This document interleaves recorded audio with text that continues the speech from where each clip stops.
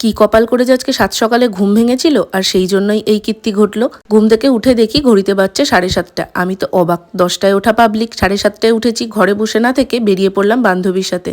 প্রথমে ঠিক করেছিলাম দুজন মিলে হাঁটতে হাঁটতে গঙ্গার ধারে যাবো, বসে একটু চা খাবো, আড্ডা দেবো, কিন্তু আমরা দুজনই যা অলস প্রাণী, স্কুটি আছে, হেঁটে হেঁটে যাওয়াটা আর পোষালো না, তাই স্কুটিতে করেই চলে এসেছি।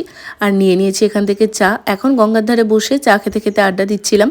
সকাল সকাল গঙ্গার ধারের পরিবেশটা বেশ সুন্দর ছিল। এভাবে বাইরে বেরোনোর সুযোগ খুব কম হয়, আর যেদিন বেরোনো হয় সেদিন এত ছবি তুলে ফেলি, সারা মাস সেই ছবি পোস্ট করা যাবে।